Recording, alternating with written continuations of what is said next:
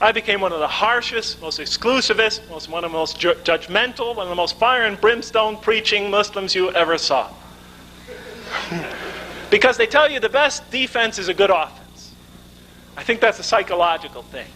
And I thought, my God, if I am going to be accepted in this community, I will prove to them that not only am I worthy of acceptance, but they're not.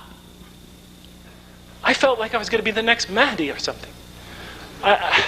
There's a saying about every 100 years there comes a reformer. I thought, well, it's 1402 in the Islamic calendar.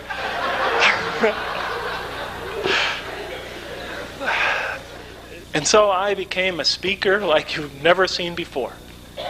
And combined with my own insecurities and paranoia, like I said, I gave very violent, difficult speeches. There's lots of infighting in the Muslim community. In my particular community, there was a real battle between the Tablighi Jamaat, the Salafis, the MSA, Muslim Brotherhood, etc. They were really warring it out with each other at those days. And I found little by little I was being dragged from one group to the next. And as I did, I became a spokesman for that group. Here I was, a Muslim convert of only several months. And when I was at the Tablighi Jamaat, I was claiming and proclaiming that there's only one way. Meaning this way, of course, the group I had joined, to the exclusion of all others.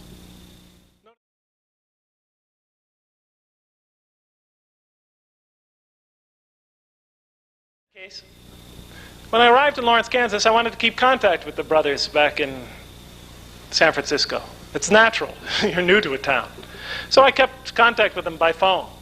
Grant, I tried like crazy to get in touch with. Matthew had resigned from the leadership of the masjid.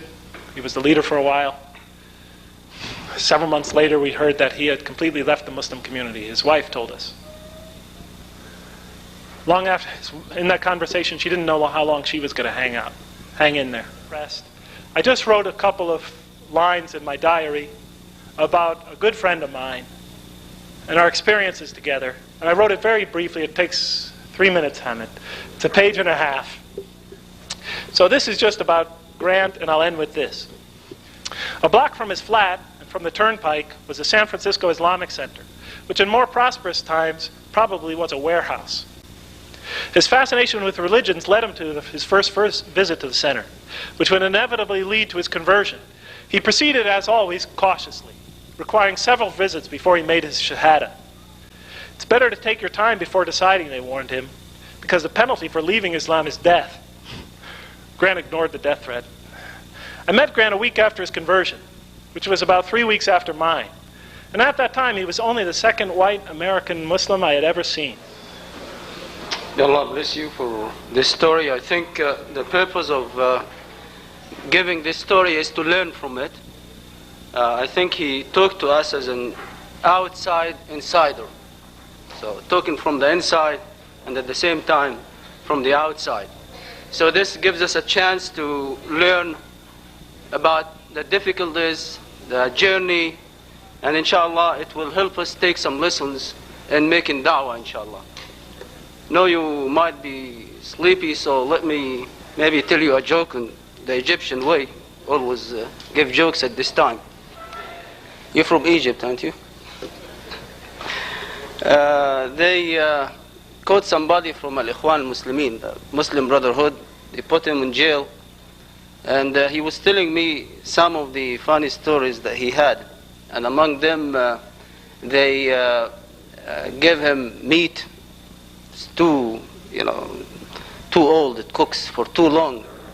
And he was telling me they used to tell them, we only respect this meat because if it's too old. So they caught somebody with the jail, and then they took him out of jail. They found out that he was a Christian. So they hate him strongly. And they said, a Christian and joining them too, you deserve more. Unity. What would be a formidable influence on Americans, to get them to think about Islam to really consider it seriously. But all these strategies, most people see them as strategies. They're not fooled. People are not easily fooled. They know when you're trying to convert them. But if you just sincerely and honestly share your perceptions and your experience, with no effort to try to win this person over, but leaving that up to God, I think you'll benefit humanity much better and benefit yourself.